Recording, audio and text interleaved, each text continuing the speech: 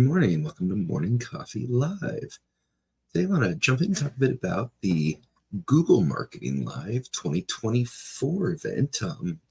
Article came out from Search Engine Land, and it just has a quick overview of the big topics and want to take a look. So share my screen here. Okay, Google Marketing Live 2024, everything you need to know, from creative updates to immersive shopping ads to new reporting. Here's a recap of all the updates from Google's annual event. So, why I chose to take a look at Google Marketing Live is not only some marketing, but really mostly just want to kind of look at the headlines, what they're talking about here. Here's a recap of everything you know from Google Marketing Live with links to our full coverage from each major announcement. Google PMax upgrade allows mass AI creative asset production. Google is rolling out a high-quality creative asset maker to everyone, and it's going to be able to create ads a lot faster. Have brands customize ads, advanced image editing, automatic showcase and product feeds, and AI-generated creatives. New reporting functionalities have also been rolled out for YouTube and creative assets. Yeah, so Google PMax, it's allowing mass AI creative asset production, rolls out immersive AI-powered shopping ads. Video and virtual ad types come for shopping ads advertisers. Integrate short-form product videos into ads. Google Visual Storytelling advances for YouTube discovery and Gmail. You can now target potential customers with vertical videos, stickers, and automatically generated animated image ads. That's once again a AI tie-in. So it's getting to the point where it's everywhere and everything. Google starts testing ads and AI overviews. Your relevant search and shopping ads will appear in sponsored sections within AI-generated overview boxes on the search engine. Results page, that's SERP. No need for you to do anything. Existing search, PMax, and shopping campaigns will be eligible. How to make it not eligible, that is unknown as of now, so you're stuck with it. Google's first-party data unification adds Data Manager available to all. Centralize and access or activate your first-party data for more effective AI-powered campaigns with Google Data Manager tool now available to everyone. Google gives merchant new brand profiles and AI branding tools. New tools will be released to better showcase brands and create visual content, yada, yada, yada. Here we go. Product Studio now includes brand alignment features that let you use uploaded images to inspire your AI-generated ad and the ability to create videos from a single product photo. So you can put a single product photo in and generate videos with AI now using their AI branding tools. Google tests AI-powered ads for complex purchases. Interactive experience upon getting search results. AI will be used to provide tailored advice and recommendations based on user needs and context. Trying to improve user experience on the search and results page and provide a ready-to-convert consumer when they reach the brand landing page. Well, there you have it. Coming out of the coming out of Google Marketing Live 2024, everything you need to know is AI. AI is going to allow mass creation of assets. It's going to power their shopping ads. It's going to generate image ads automatically. They're going to do AI overviews. When you do a Google search, you'll get an overview section generated by AI. You can now get your first-party data, all your 1P data. You can get that on the Google platforms to use that to integrate with all of this. New brand profiles and AI branding tools, AI-powered ads for complex purchases. Everything in the news here from GML 2024 is AI. If you're still not paying attention to AI, you are already behind the curve.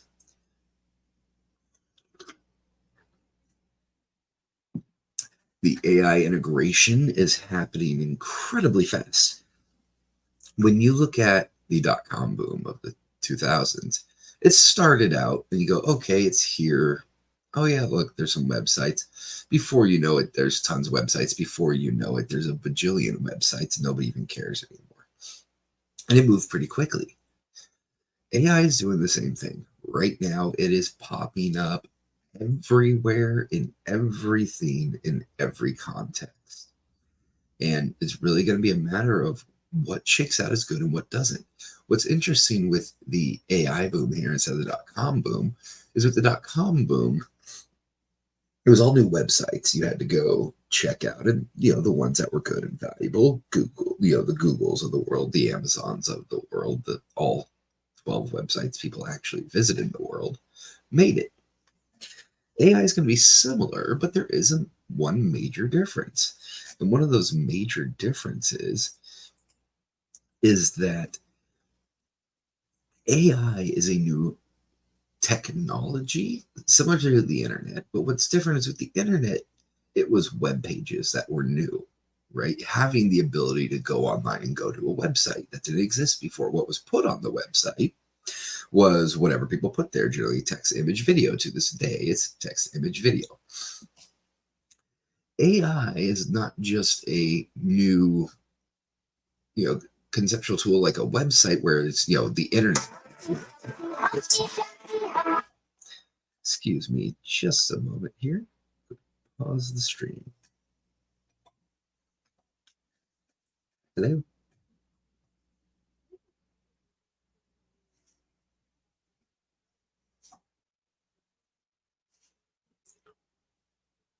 Uh-huh. How do you get it?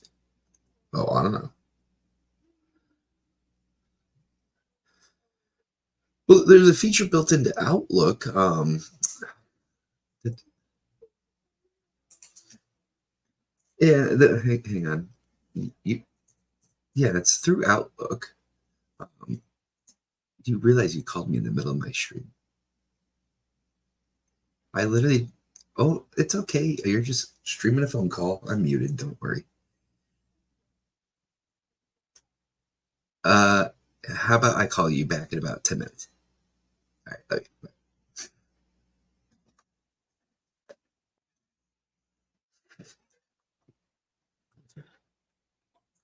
Apologies for that. That was the wife. She called even though she knew I would be streaming right now. So just want to make sure everything was okay. And it is. Okay. Where was I?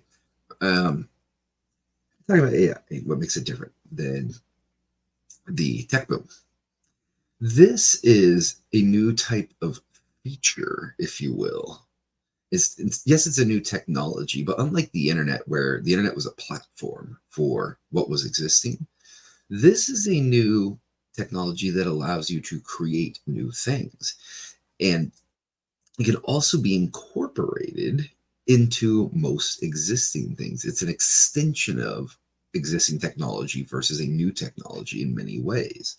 And what that's doing is it's allowing it to get tied into everything else as we know it. Google is the world's number one search engine. Well, and everybody knows Google, everybody loves Google. Well, Google doesn't have to worry about the AI boom in the sense of they're already there, they're established. They just need to integrate it into what they're doing. Mind you, if they didn't, let's say Google took took some kind of Luddite approach and decided that they weren't going to use AI. Well, what would happen is another search engine, whoever's number two, probably Bing these days, is it would incorporate, and then you're going to see that it's more effective, it's going to work better, it's going to have more use, and Google would fade away.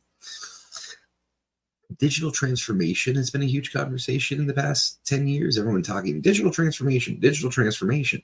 And then when nobody really knows what digital transformation actually means is the conclusion I've come to, but either way, digital transformation came back to the forefront at the start of COVID, and everyone jumped on their digital transformations to be able to prep their company for work from home. There was a lot of infrastructure needed. There was a digital transformation required there as well. Well, now we're going to have an AI transformation. Every major company is going to incorporate AI, and most minor ones as well. Because if they don't, they're going to get left behind. It is completely the way we're going here. And AI is going to work in lots of interesting ways. And some, like with Google, it's going to do two things here. It's going to support, I guess there's three things they're looking at for Google. One, they're looking at buyers, sellers, general public. So the three things I think they're going to be using AI for is they're going to try to make the experience easier for people selling products using Google, right? Advertising on Google, marketing on Google. They're going to make it easier to advertise so that those people pay Google more money for advertising. It's going to be one approach you're going to use. AI for everything to make it easier for advertisers and marketers to sell on Google. Number two, buyers. They're going to use AI in every possible way to get buyers to buy more. And why is that? Well, if you want more people to sell on your platform, make sure more people are buying on your platform. It keeps it your biggest platform. And so they're going to use AI to basically make Google more, that's what I'm looking for, not convincing, more, sorry, train of thought just derailed, but basically they're looking to make it easier to complete a purchase on Google and people more likely to do it by using AI to help shape offerings directly to the end user. And the third is general public. Most people aren't on Google to buy and sell. They're on there to look something up, just get information. AI is going to get used for that as well, and they're going to make it better. It's going to give you information summaries. I guarantee you it's going to start doing AI website reviews, things like that, and making life easier for users. Everyone's incorporating it. It's going everywhere. Google's one of the biggest players in the entire field. Google Marketing Live 2024, everything is just talking about AI. That's it. AI, AI, AI. Are you kidding?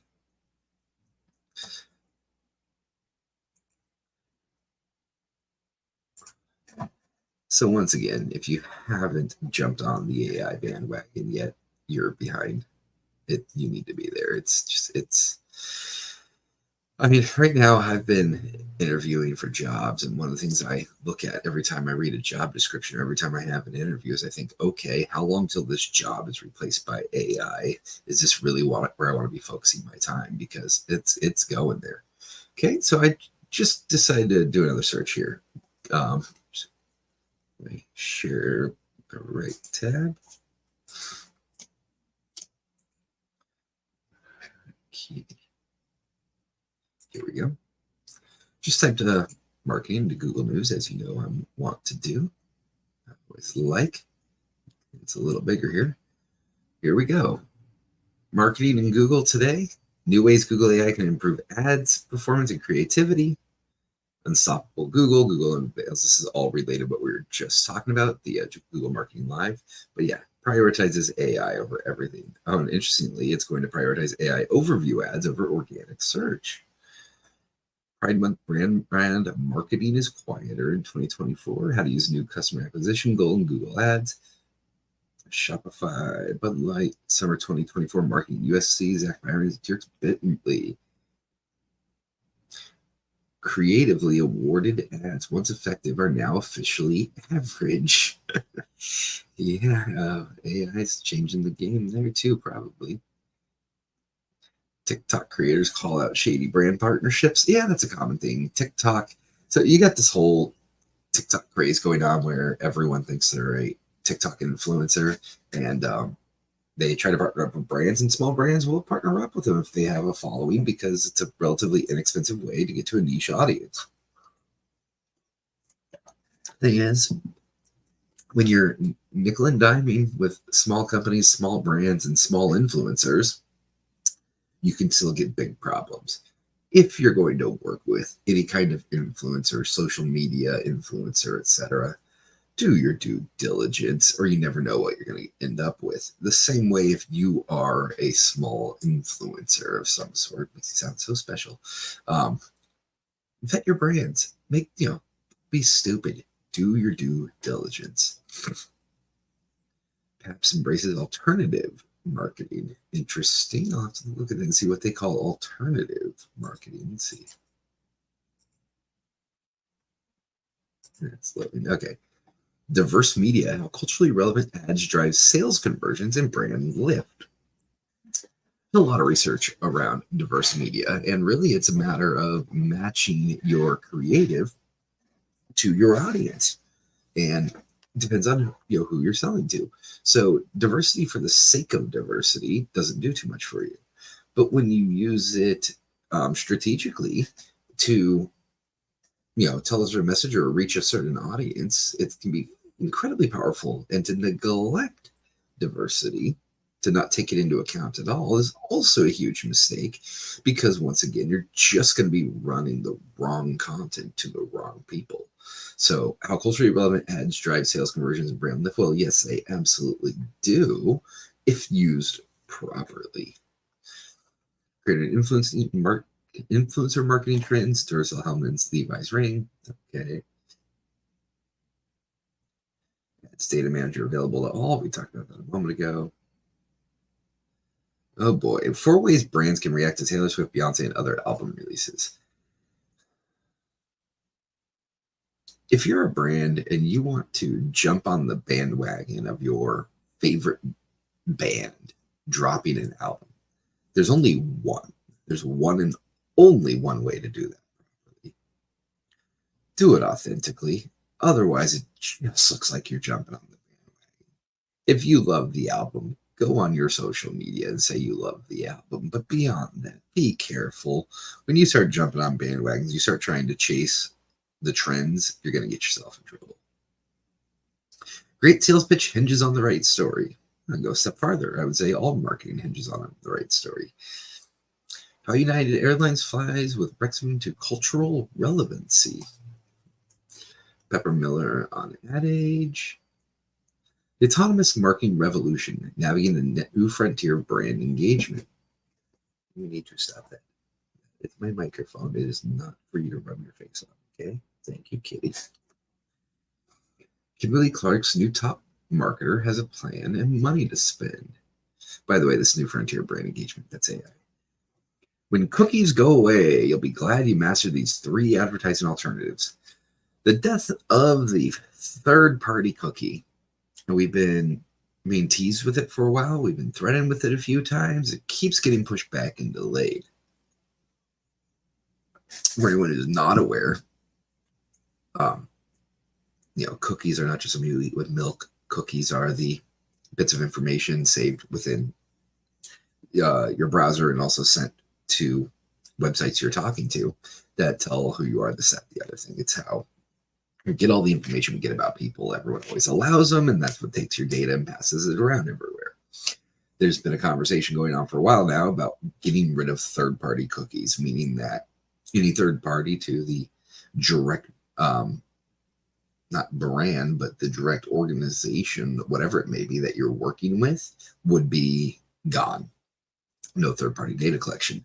Well, most digital marketing is founded on third-party cookies. So they're using for targeting. That's how they're building audience lists. That's how you're getting in front of the right people. That's how you know who the right people are. That's how you know where to serve your ads outside of keywords, et cetera, et cetera, et cetera.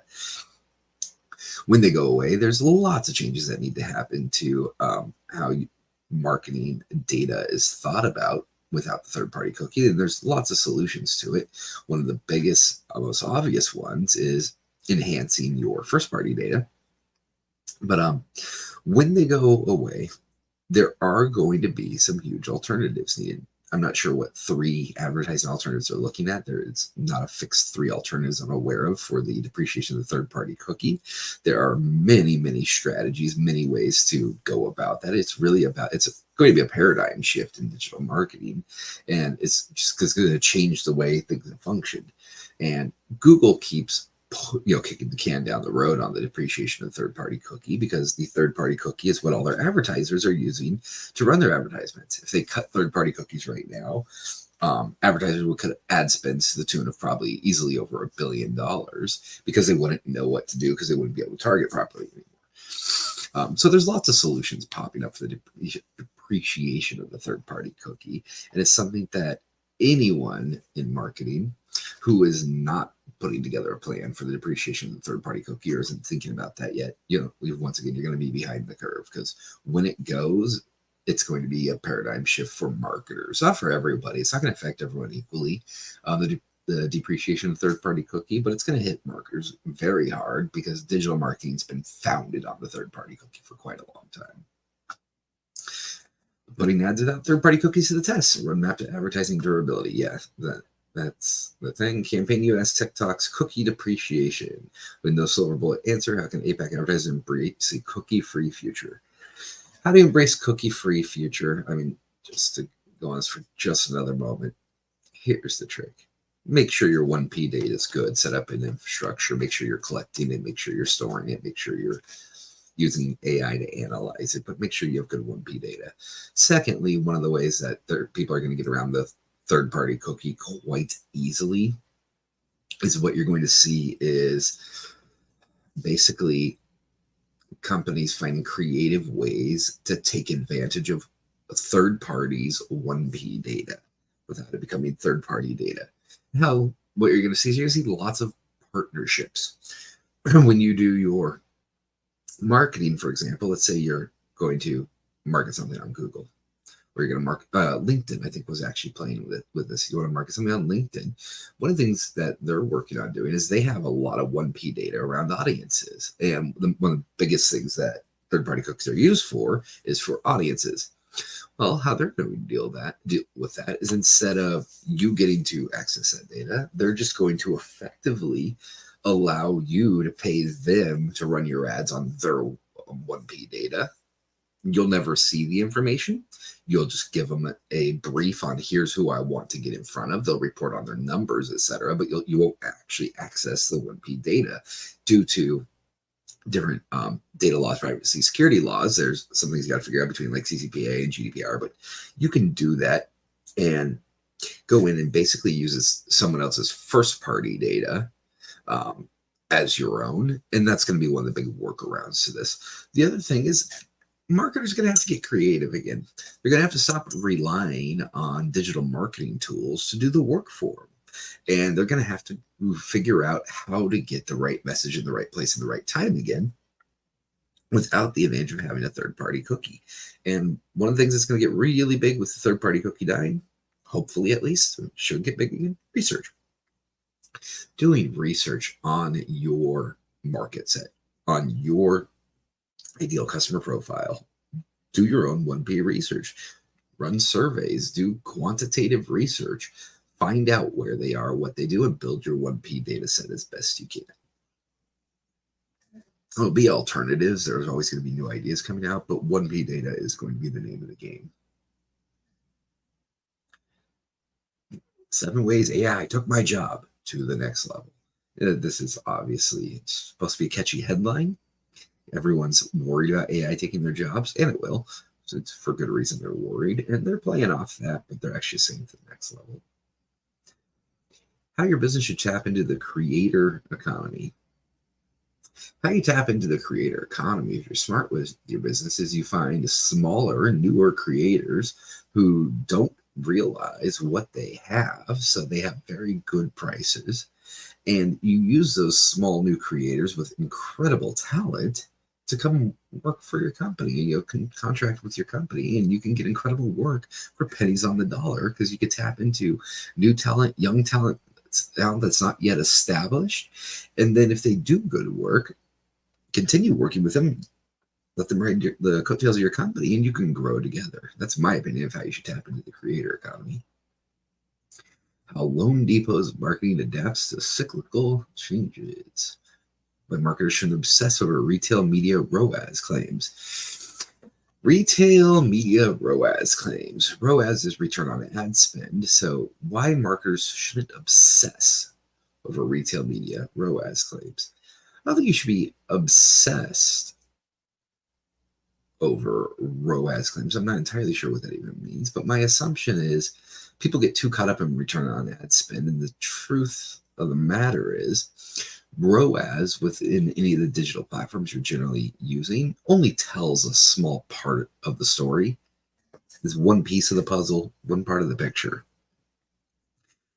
ROAS is in platform based on your CPC, your CPM, whatever your spend is versus and compared to your conversion rate. Depending on how your tagging set up and your, depending on how everything's set up, your tag manager, your tagging on your website, how your sales process works, where a sale occurs, yada, yada, yada, on and on and on. In most cases, ROAS is not the greatest data point for making a holistic determination of your actual return on ad spend, because it's not counting many features of your spend.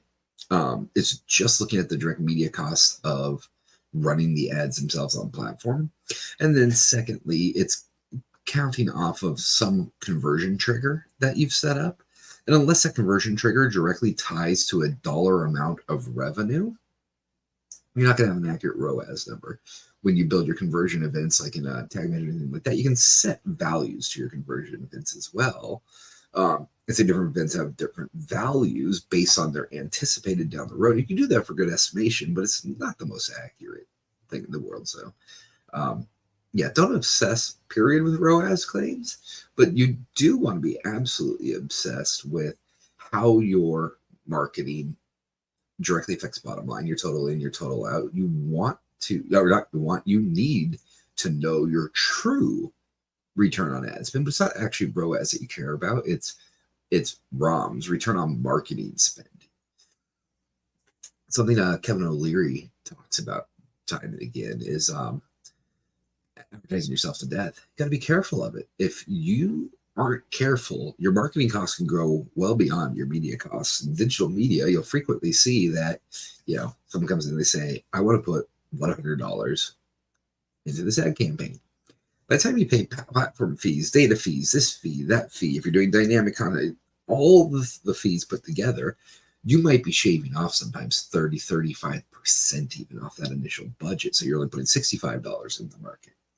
But when you look at your ROAS, you're going to see $65 is your spend, and then you're going to see your profit against that. It's not counting in that other $35 that you put into all those other pieces before you ever even got that 65 to media. So that's one thing to keep in mind there. Secondly is the total cost is not the same as that digital cost. You need to factor in that other 35%. You need to factor in your cost for creative, your cost for this, your cost for that. Put all that together and then see what you're actually doing to your bottom line. Because what ends up happening for a lot of companies is they get all gung-ho on their marketing. And while their ROAS may say that they're making good money off the deal, they could also advertise themselves to death. If your cost for customer acquisition exceeds your customer lifetime value, you're going to end up in a downward spiral. You're going to be spending money bringing in customers going, hey, look at all the customers we brought in via marketing. Each one's going to lose you another dollar, and you can do that all the way to bankruptcy. So, you do need to be very careful about the dollars and cents. And it's something that marketers don't pay enough attention to, and it's one of the reasons you see the office door of the CMO's suite revolving constantly.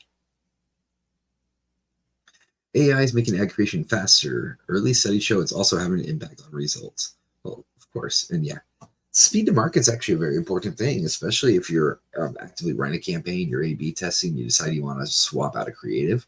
Being able to create quickly is a great value. You can do that either by having the right people, the right number of people, and the right team that can turn around for you quickly, or AI is making it easier for everyone to be able to iterate quickly. And that's going to be a huge value in marketing.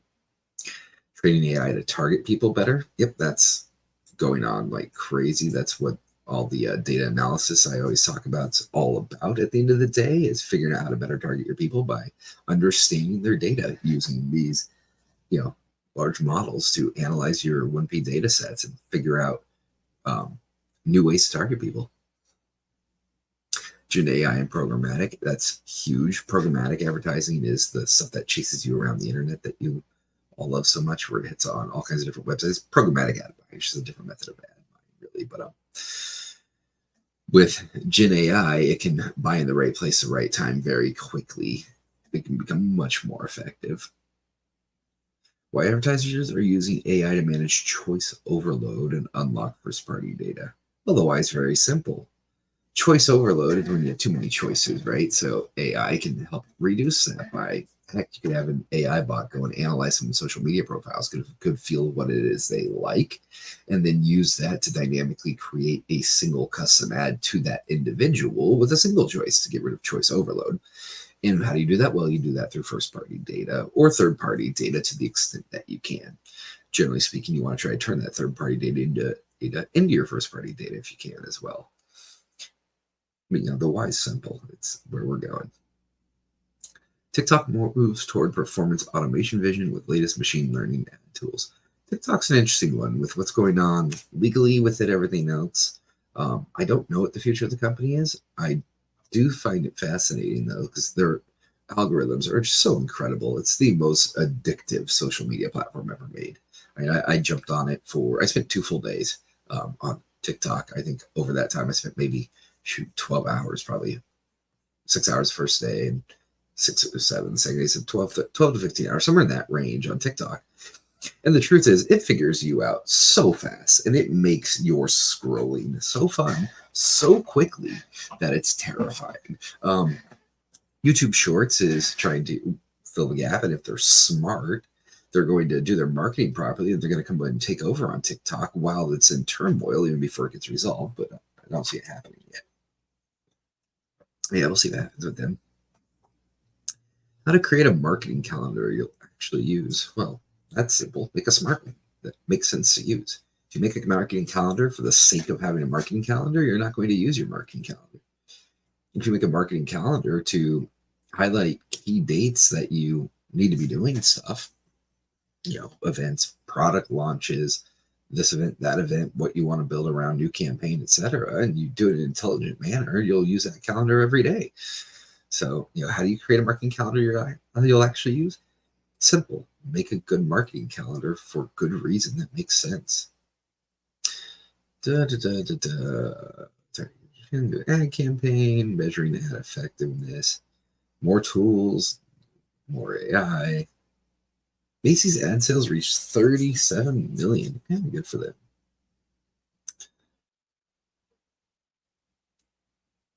Beat their earning estimates. Okay. More brands buy retail media to compete. Your digital advertising needs a tech-powered boost. Once again, that's probably talking AI. OpenAI versus Google. What ChatGPT 4.0 and Google Gemini AI mean for brands. It's not that simple, Ad Age. You can't just say what it means for brands. It means everything for the entire world right now. It's much bigger than that. It's a little narrow sighted in my opinion, but well. AI affiliate marketing, how to earn with artificial intelligence, inbound versus outbound marketing, how to leverage each for sales. That's something that if you don't know, I'll do a stream on this topic sometime because it's huge. There is a difference between inbound and outbound marketing, and you do need to leverage both, but it goes beyond just sales, although sales is obviously important.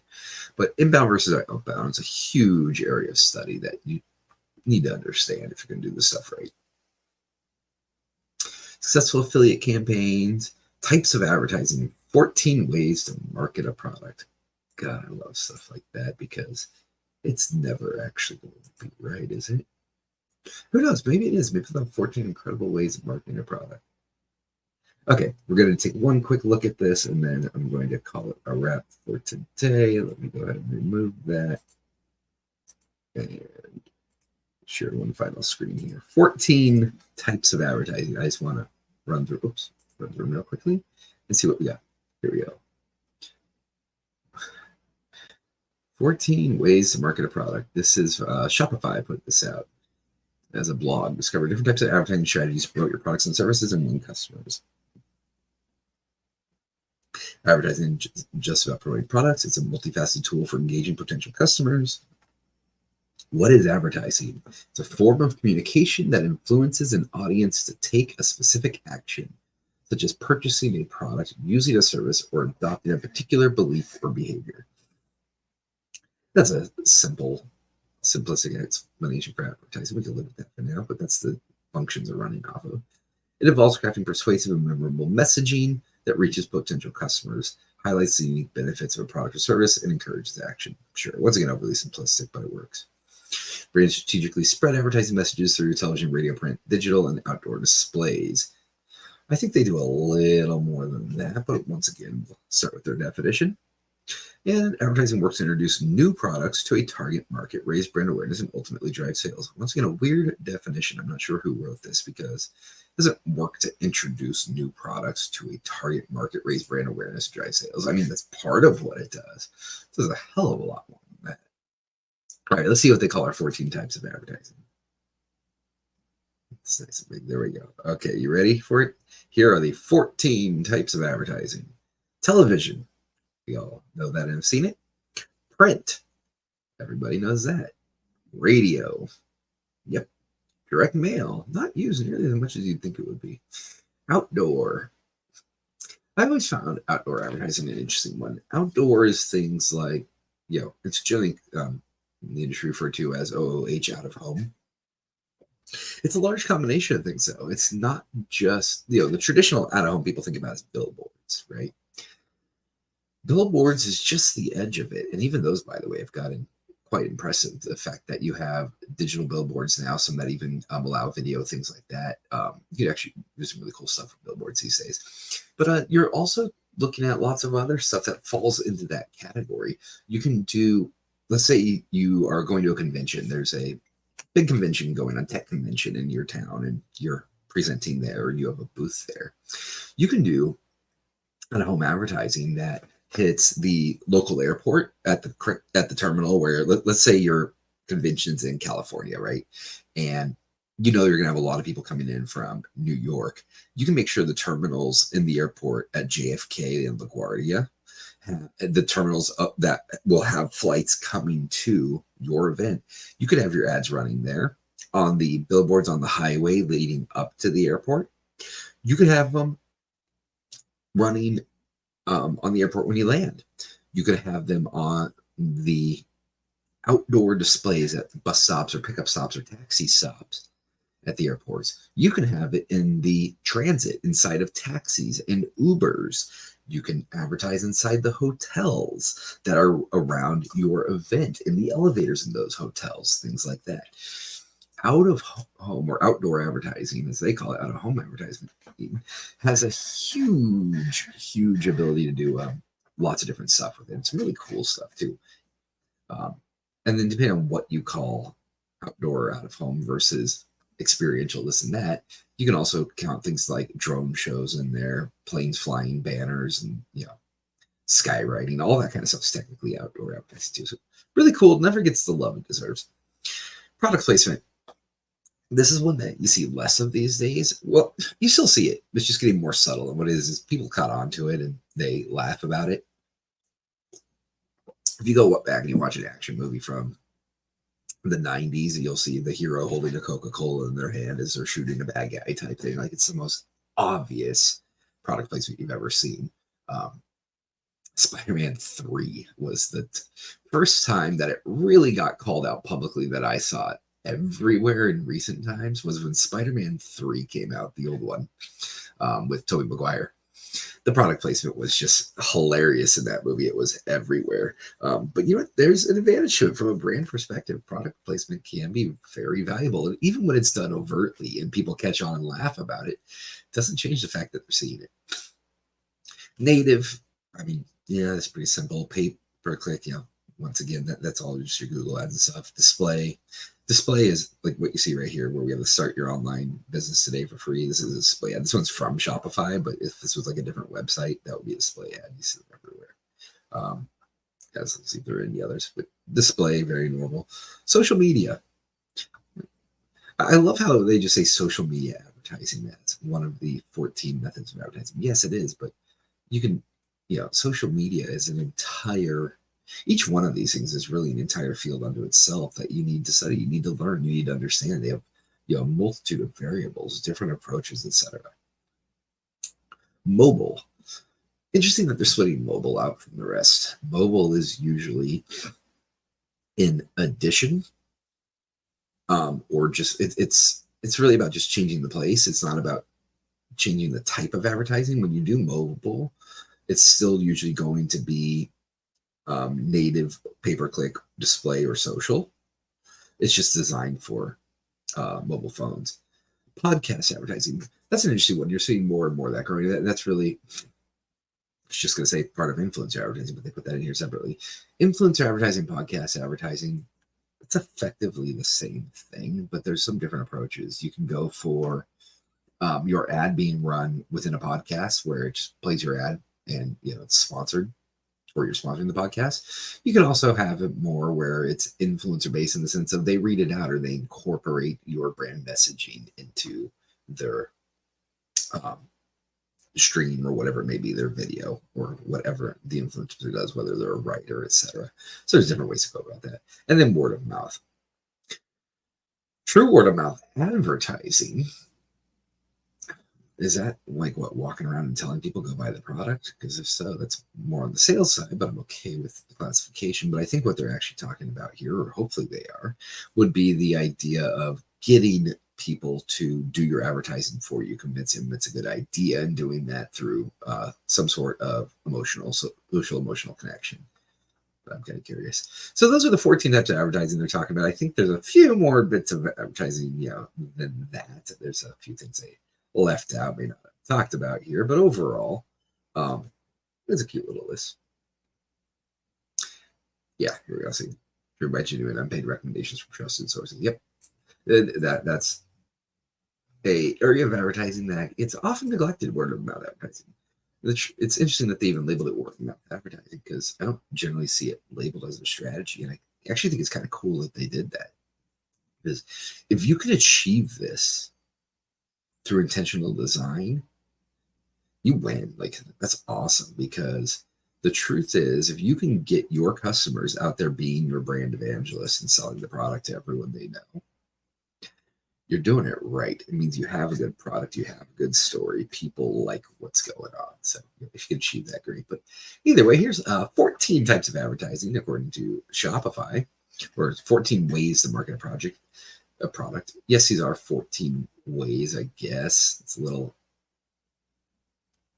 leaves a little to the imagination, but yeah, don't think these are the only 14 ways either. There's about 10,000 more you could add to this list, even on the conceptual side and also on the practical tactics. But either way, that's all I got today. Just wanted to talk a bit about what's going on in AI in the news, and a little general chatting there on the types of advertising in media.